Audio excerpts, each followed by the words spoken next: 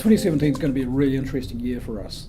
We believe that certainly ransomware, we've kind of seen the peak of it coming through. We've had something like a 400% increase in ransomware this year alone. Next year we expect it to increase by about 37%, but we're also going to see a lot wider variation in terms of what the ransomware attacks actually look like. So we've seen a lot of the email-based ransomware over the last little while. We're going to see a lot more in terms of mobile ransomware and other forms of ransomware we haven't even thought of yet. The second area that we see a lot of activity in is what we call the business email compromise. Business executive compromise, the context of sending an email through to the CFO saying, I'm the CEO, please transfer $150,000 to XY account. We're actually seeing a huge amount of success in that. The investment from the bad guys is actually quite low and the returns are actually quite massive. We're going to see a lot more activity in terms of the Internet of Things or industrial systems being attacked and Internet of Things being attacked specifically for use in things like distributed denial of service attacks. We've already seen some of the really interesting ones like fridges being compromised to be used as botnets and things like that. So we're starting to see a lot more of those smart devices actually being compromised and attacked.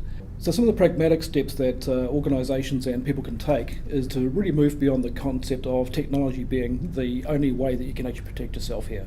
Security is actually about people, process and technology. Educate your users, make sure that your users are specifically aware of spear phishing and trained to identify unusual or unauthorised behaviours.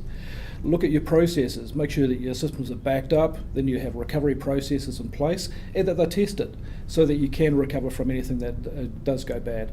And from a technology perspective, stay on top of the game. Really just understand what the threat landscape is so that you can actually look at whether your existing technology is addressing the current needs and going forward in terms of the changes to the threat landscape. In 2016, we actually found a number of very, very surprising things. First of all, the amount of ransomware increase that we saw was absolutely quite staggering. As I mentioned, we've had over a 400% increase in the amount of ransomware in the last over the 2016 period. And it's been very, very pernicious, it's been very professionally run, and the amount of ransomware and the impact that we've seen across the New Zealand economy has been way, way higher than anybody expected. We saw one large attack associated with using Internet of Things, using home routers as part of a large denial of service. And it really brought home that a lot of the Internet of Things or home use devices or anything connected to the internet can actually be used for either for good or for bad. And if they're configured badly to start with, then they're going to have vulnerabilities, they're going to have compromises. On a personal level, a friend of mine down in Dunedin runs a small property management studio. His email server was compromised. Emails were sent out to all of his suppliers to deposit their payments into a new bank account due to an IRD audit. So far he's lost over $100,000 and looks as though he's going to go bankrupt.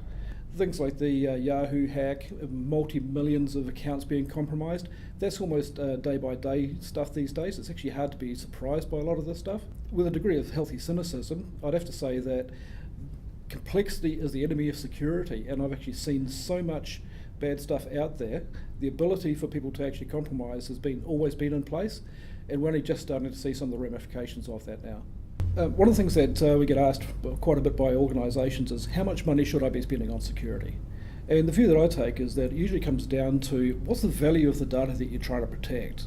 If you have a lot of intellectual property, if you have some high profile, high value systems, or you're dealing with high volumes of money, then the amount of money you need to spend on security is going to be higher, naturally. On average, we used to see over the last few years that the benchmark was around 6% of your IT budget should be spent on IT security. What we've seen over the last couple of years, and it's an increasing trend, is that because of the degree of sophistication, the increasing attack surface, the amount of attackers that we're seeing out there, and the professionalism of the attacks, that number really needs to be somewhere between 8 and 10% of your IT spend should be on security, and I'm expecting that probably to have to increase over the next couple of years as well. One of the primary questions we get asked on a very regular basis, in fact I get asked almost every conference, every customer session that I go to is, but I'm putting my data into the cloud, or I'm putting my systems into the cloud, or I'm putting my applications into the cloud. Surely the cloud is secure. And well, the simple reality is that the cloud providers, whether it's infrastructure as a service like AWS or Azure, or whether it's Office 365, those types of services, yes, there is a responsibility from the provider to provide security up to a level, but they only provide security up to a level. Generally, the information, the data, and the processing that goes into those environments is very much your responsibility, very much the responsibility of the customer, and any controls that you put in place are your responsibility as well. So it's one of those areas that I think there's a lot more education that needs to take place out there in terms of what is cloud, what does it actually mean, and where does security stop and start in those environments from a ownership perspective.